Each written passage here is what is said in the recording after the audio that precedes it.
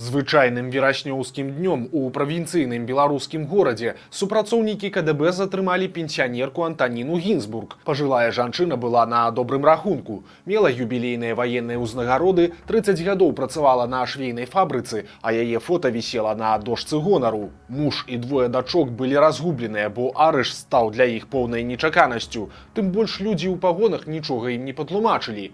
Віктор Гінзбург пісаў лісты ў пракуратуру і збіраўся дайсці нават да кіраўніка дзяржавы, але пасівеў за одну ноч, калі даведаўся ўсю праўду. У нашым новым сюжэце мы раскажам гісторыю жанчыны, якая ўвайшла ў гісторыю як забойца па мянушцы Тонька-кулямётчыца, і адкажам на пытанні, як юная дзяўчына пагадзілася выконваць страшныя загады, колькі крыві на яе сумленні, а таксама, чаму злачынцу ўдалося адшукаць толькі праз дзесяцігоддзі пасля ейных зверстваў.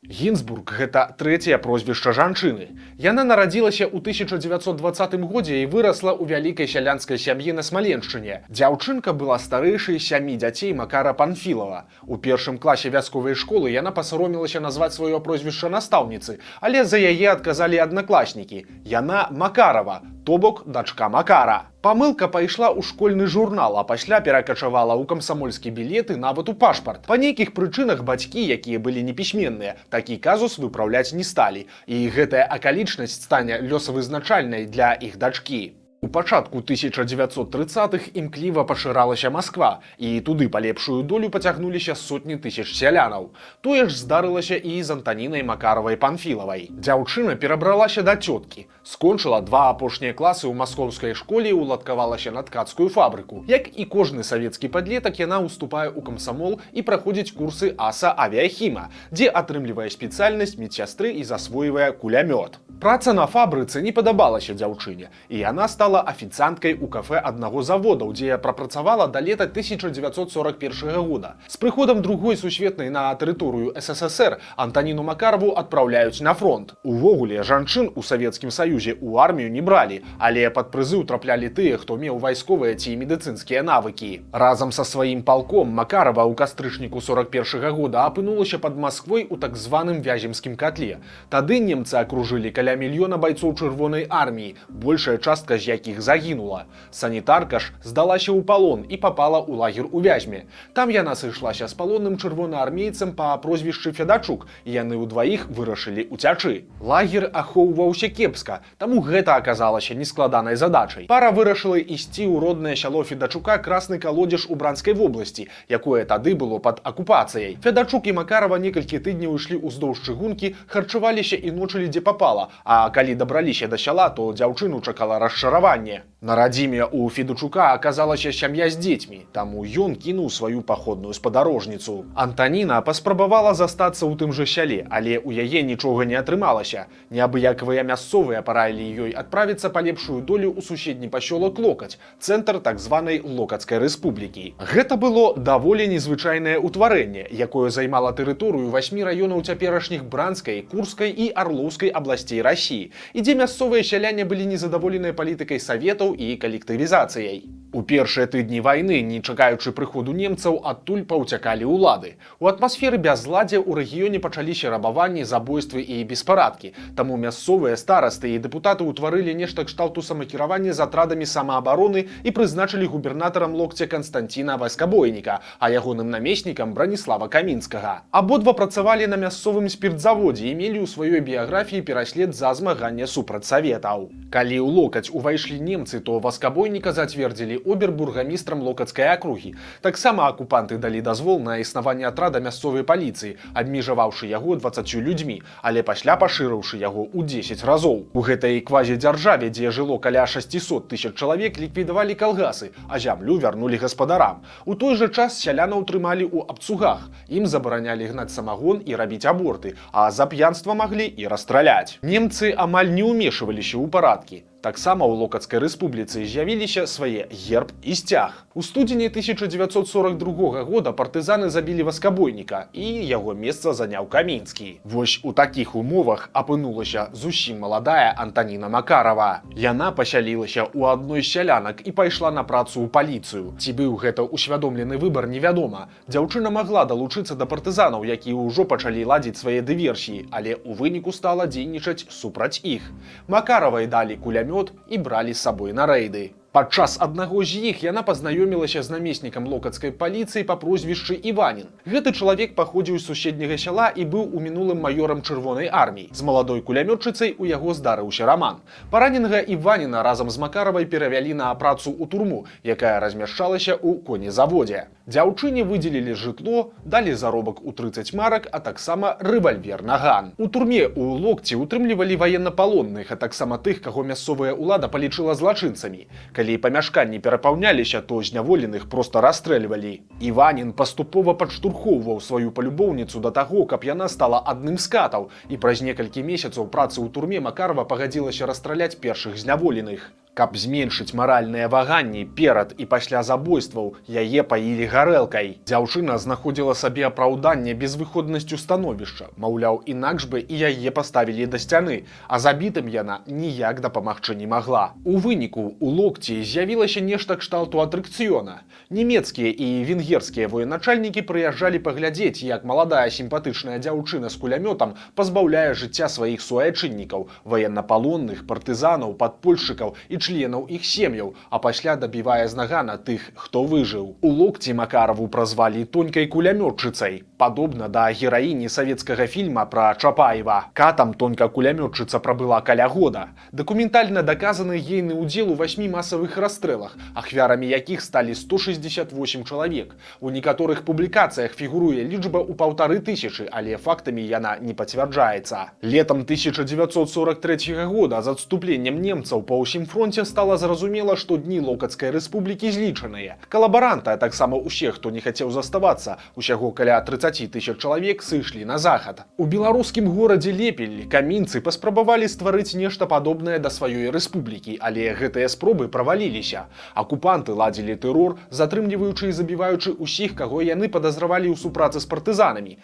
У беларускіх сялянаў чужынцы адбіралі зямлю для локацкіх бежанцаў. Гэта працягвалася на працягу некалькі месяцаў, пакуль Лепель не быў вызвалены падчас аперацыі «Багратыён». Але тонька кулямётчыца уцякла з Локця яшчэ раней за сваіх паплечнікаў.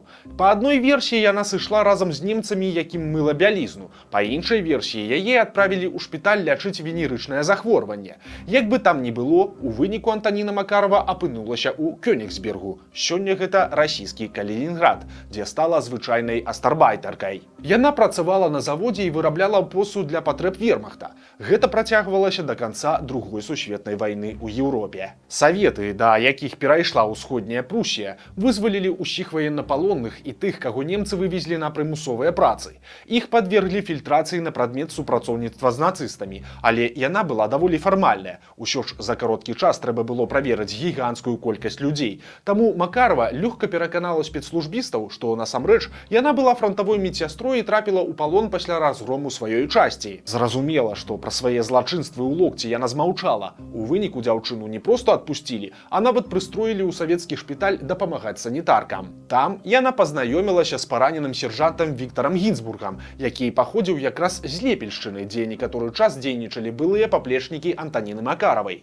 У маладых завязалася каханне, і пасля выпіскі вайскоўца пара пераехала ў Беларусь. У Лепелі жанчына пад прозвішчам мужа пачала працаваць на трыкатажнай фабрыцы. Неўзабаве у Гінзбургаў нарадзілася 2 дачкі. Сям'я была на добрым рахунку. Ім, як ветэранам, далі кватэру. Таксама абодва сужэнцы атрымлівалі юбілейныя ўзнагароды і на сустрэчах са школьнікамі расказвалі пра свае ваенныя прыгоды. А фота Антаніны Гінзбург неаднаразова трапляла на дошку гонару. Знаёмыя казалі, што жанчына мае закрыты характар і за сталом звычайна маўчыць і нічога не п'е. Але не мець сябровак – гэта не злачынства. У астатнім жа былая забойца жыла звычайным савецкім жыццём.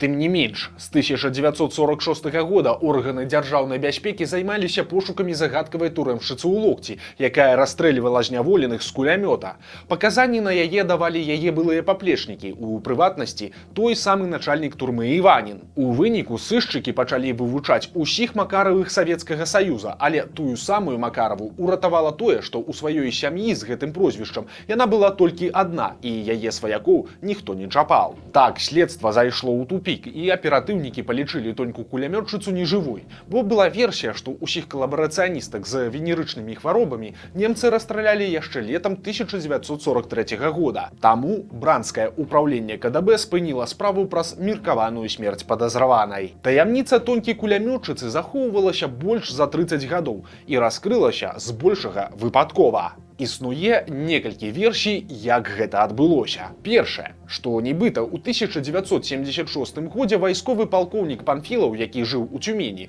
у анкеце на выезд за мяжу пазначыў, што ў яго ёсць сястра з дзявочым прозвішчам Макарова. Але ж вайскоўцы пастаянна запаўнялі падобныя анкеты, і малаверагодна, каб раней Панфілаў не пакідаў падобных звестак пра сваю сям'ю. Па больш верагоднай версіі, тоньку-кулямётчыцу выявілі праз ейнага мужа Віктара Гінзбурга. Той быў габрэем, меў сваякоў у Ізраілі і нават думаў аб рэпатрыяцыі, што падвяло яго пад асаблівы інтарэс супрацоўнікаў КДБ.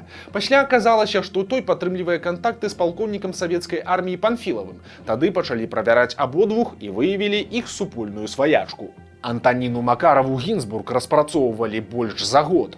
У Лепель вазілі сведкаў, каб яны здалёк апазнавалі тую самую тоньку-кулямётчыцу, а саму жанчыну выклікалі ў ваенкамат, дзе пад выглядам падрыхтоўкі дакументаў для чарговай узнагароды распрошвалі пра ейнае ваеннае мінулае. І тая давала непераканаўчыя адказы. Каб не выклікаць падазрэнняў, сачэнне за Гінзбург даводзілася спыняць на цэлы год. Аднак летам 1978 года жанчыну зноў выклікалі ў сабес, нібыта для пераразліку пенсій. Ролю бухгалтара выконваў аператыўнік з КДБ, а ў кабінет пасадзілі жанчыну з локця, якая пацвердзіла, што гэта менавіта тая самая забойца. Для затрымання чэкісты зладзілі яшчэ адзін міні-спектакль. Пенсіянерку запрасілі на фабрыку, дзе яна працавала 30 гадоў, і калі яна ішла па вуліцы, побач з ёй спынілася машына з аператыўнікамі. Антаніна Макарова адразу ўсё зразумела. На допытах жанчына трымалася на дзіва стрымана. Яна папрасіла цыгарэту і адмовілася заехаць дадому, каб развітацца са сваякамі. Макарова не лічыла сябе вінаватай і тлумачыла следчым, што ўсяго толькі выконвала загады начальства. У СІЗА яна расказвала суседкам, што разлічвае на невялікі тэрмін ці ўвогуле на апраўдальны прысуд, і нават планавала працаўладкавацца пасля адсідкі ў турму. Пакуль жанчыну трымалі за кратамі, ейны муж развёў бурлівую актыўнасць. Віктар Гінзбург не ведаў, за што менавіта арыштавалі ягоную жонку, і думаў, што ейнае абвінавачванне звязанае з эканамічнымі злачынствамі. Мужчына збіраўся нават скардзіцца генсакратару ЦК КПСС Брэжневу, каб той паспрыяў вызваленню ветэрана вайны. Тады следчыя расказалі Гінзбургу гісторыю тонькі-кулямётчыцы. Ад жахлівых абставінаў мужчына пасівеў за адну ноч. Судзілі Макараву у Бранску, і на той момант гэта быў першы працэс над жанчынай-катам. Суд змог даказаць яе датычнасць да 8 эпізодаў масавых расстрэлаў, ахвярамі якіх, як мы ўжо раней казалі, сталі 168 чалавек. У выніку 20 лістапада 1978 года тоньку-кулямётчыцу прысудзілі да найвышэйшай меры пакарання – расстрэлу.